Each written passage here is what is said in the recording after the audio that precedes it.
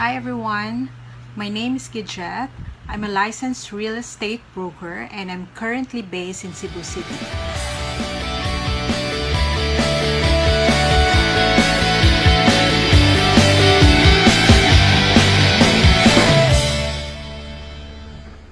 So it's been 3 months since we've been on lockdown. I decided to be productive and share with you information about real estate.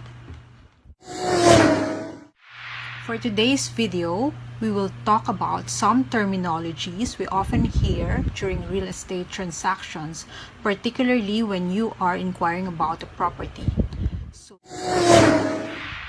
So what is pre-selling and what is RFO, or ready for occupancy? What are their differences? Also, what's their advantages or disadvantages? We will talk about that in this video. So the main difference between the two terms primarily refers to the property's availability. The property could be a house and lot, a condominium, or a townhouse. First, as far as the status of construction, a pre-selling property is not yet built. Some are still on its planning stage, and some others, the construction is ongoing. Mandani Bay is one of my favorite pre-selling projects in Cebu. While an RFO property, or ready for occupancy, as the term connotes, it's ready for occupancy. The property is already built and you can readily move in. Bamboo Bay is one of the projects in Cebu that I recommend for RFO units. As far as the cost or the price of the property, a pre-selling property is much cheaper considering that most developers offer introductory prices, while an RFO property is more expensive because of the growth in market price since it was built. In terms of down payment, a pre-selling property is very much affordable considering your payment will be stretched out with the number of months that you have to wait until your property is built. So for example, you're purchasing a property worth 5 million and it's not gonna be ready until 4 years or 48 months.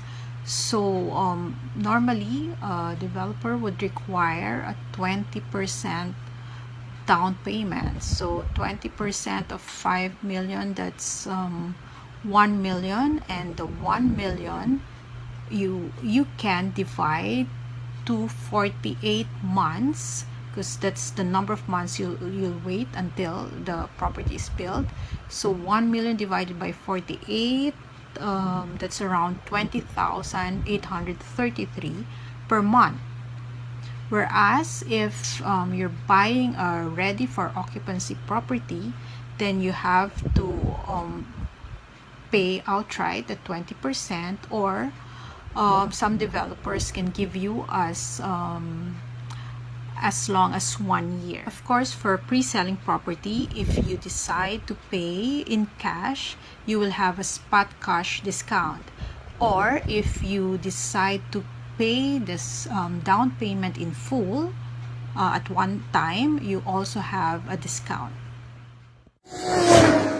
So what are the advantages and disadvantages of getting a pre-selling versus an RFO property? So for me, getting a pre-selling property is an advantage if you're not in a hurry to occupy the property, since first, you will get the property at a much lesser cost compared when it's already an RFO.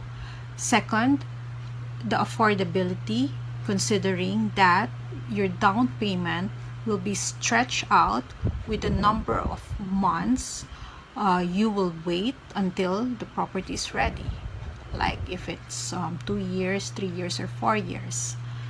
And third, you will get to choose the particular location of the unit, especially if you've reserved or if you've acquired the property in advance. What could be the disadvantage in getting a pre-selling property? So one is the long waiting time, but of course you're aware of the number of months or number of years you have to wait as far as when your property is going to be ready. But what is not good is if the developer did not deliver as promised, like if they say that the property is ready after 2 years, but still when the time comes it's still not ready and you have to wait 3 or 6 more months. So that's a disadvantage. Another disadvantage would be that you really could not inspect the actual unit. You have to rely on model units, which are usually very nice, very well presentable. That's why you are really attracted to get the property because of the model units presented. How about for an RFO unit? So an advantage would be that it is ready for occupancy, especially if you really need the property already. Also, you could inspect the actual property or the actual unit that you're going to get.